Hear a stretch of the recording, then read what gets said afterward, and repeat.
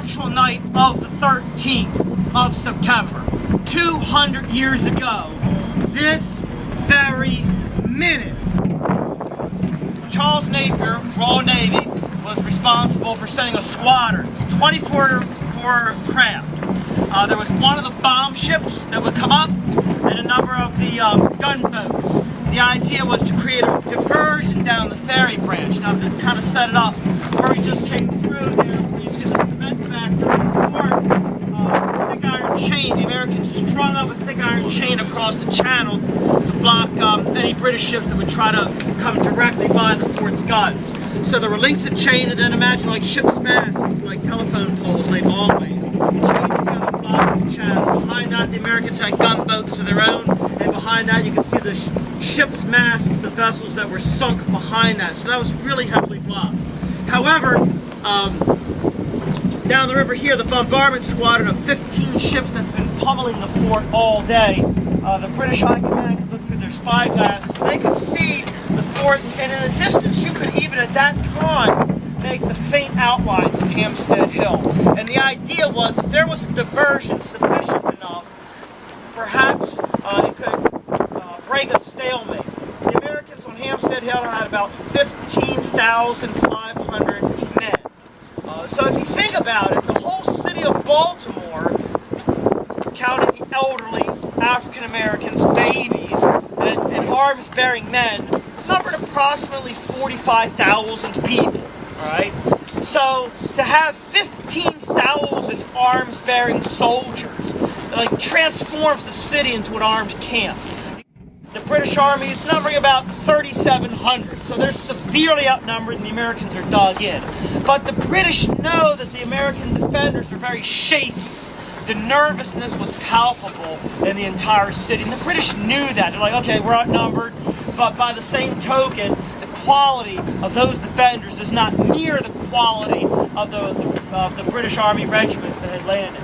Now, ironically enough, in the planning, all the regular professional American soldiers are stationed at Fort McHenry. So on Hampstead Hill, that's all militia, some U.S. sailors, and a small party of U.S. Marines. The regular United States Army is at Fort McHenry.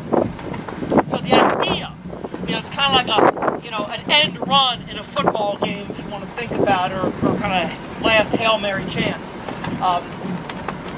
Colonel Arthur Brooke, who's in command of the British Land Forces, recommends a diversion, that they will storm those entrenchments in the middle of the night. However, the idea was to create a great panic in the city.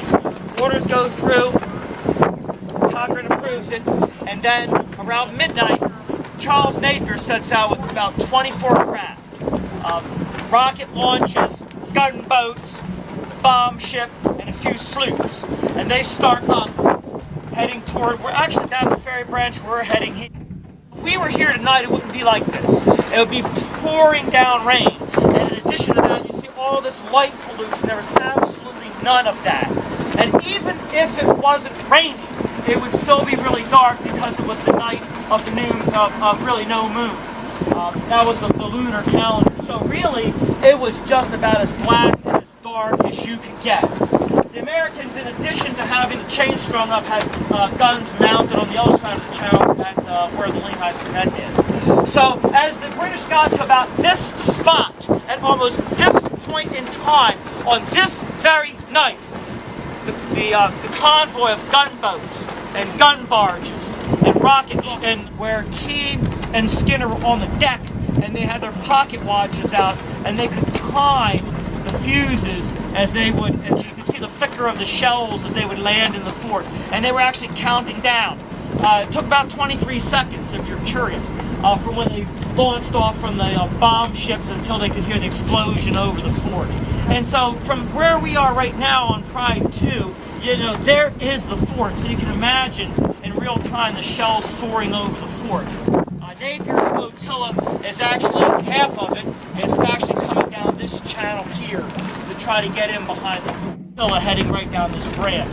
They were saying that the gunboats rode with muffled oars, meaning you put rags in the oarlocks so you couldn't hear the men as they stroked the oars to come down this branch. And, you know, we're just motoring down here, but imagine being one of the poor suckers on these things. I mean, rowing like from 2 miles in that direction here, and you still got a mile to go. So even though they set out at midnight, it's probably like 2:15 by the time they even get to where they're going. That incessant rowing.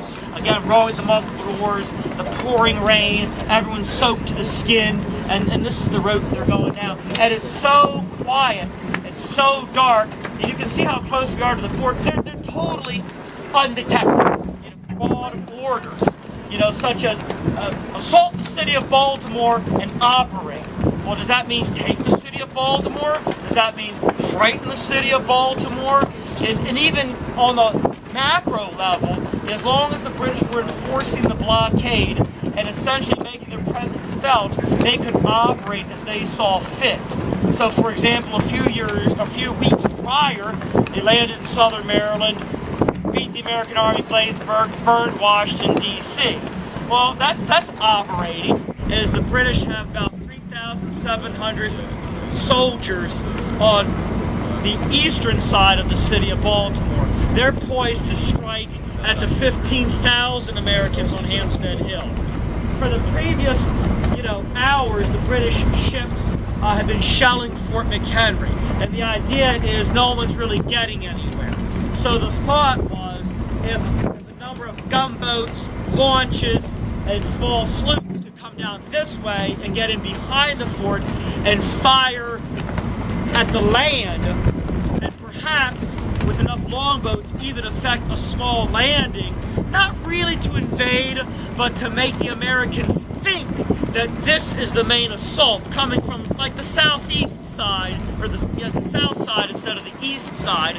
Then the Americans would withdraw some of those 15,000 men out of Hampstead Hill, march them all the way like down through the city of Baltimore, down to South Baltimore, to, in a sense, oppose this quote-unquote landing. That's the idea from it.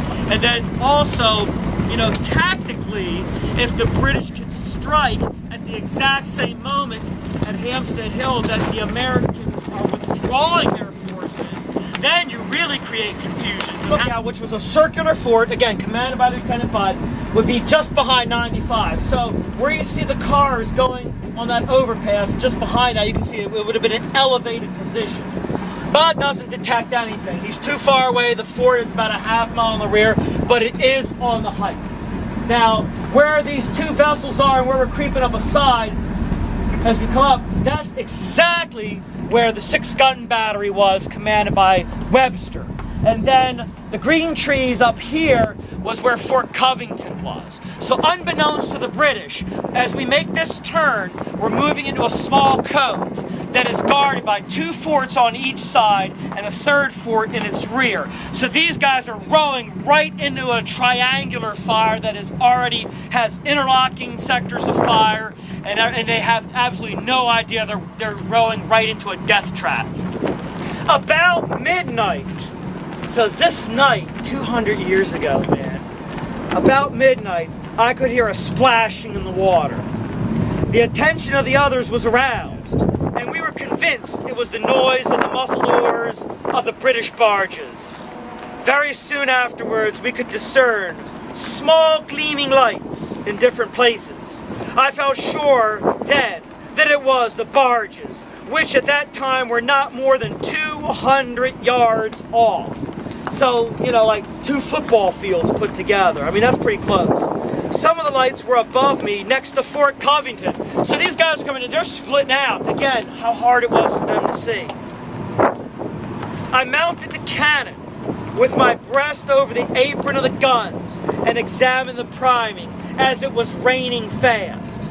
All being right, I trained the guns and then opened on them, which caused the boats to cease rowing, and a rapid firing followed from the barges, as well from ourselves. On this spot, about where we are, right there we see the taillights of that automobile is Webster. Bam, bam, bam, bam, bam. And then in a millisecond later, arms shearing off legs, these guys screaming, then the British fire, bam, bam, bam. And you can imagine, you know, they're probably like, use all the real live ammunition you got. We didn't expect to actually meet any return fire. Don't use just the powder. So boom, boom, boom, boom, boom, firing back. And then I always imagined what it was like to be at Fort McHenry, because they could hear all that stuff. They're down here, it's like, what the heck's going on down there? How'd they get in behind us? What's all that? You know? And again, so the whole sky lighting up. One of my seamen, an obstinate Englishman, attempted to lay a train of powder to the magazine. Without thought, I laid him out for dead with a handspike. He, however, came to and crawled off before the fight ended, and he and Andrews were ever after among the missing. So in the middle of this battle, one guy like tries to sabotage the whole American outfit. On the return of the barges, which was at 1 o'clock in the morning of the 14th, rockets were fired from them, and immediately afterwards, large fires were made in front of our army and at different points along the line of the Patapsco River. So here's the thing. This battle occurs. The British gunboats, a couple of them are absolutely shattered, bodies floating in the river, the rest break off. But what the Americans did on the shore banks is they had like barrels with pitch, tar, and combustibles. So as the British are now breaking off the engagement, that's why we're turning around and starting to head back now, the British that took this under Napier have to signal to the main squadron, hey, we're coming back. Because who's to say that at some point in the game the Americans wouldn't send off gunboats? So when they shoot these signal rockets like, hey, we did the diversion, we're coming back now. Now the Americans are like, oh, okay, there's the British right there, train our guns on them. And then in addition to that, on the shore banks, light the fire so we can backdrop them with some fire. You know, so that's what he's talking about. So you'd see the shoreline lit up from those fires.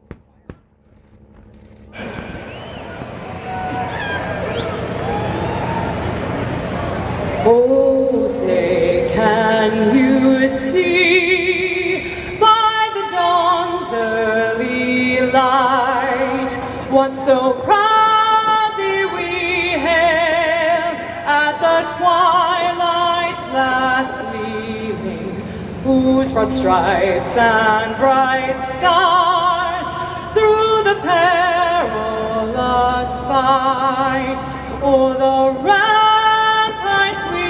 watched were so gallantly streaming, and the rockets' red glare, the guns bursting in air, gave proof through the night that our flag was still there. Does that Star-Spangled Banner yet wave o'er the land of the free and the home of the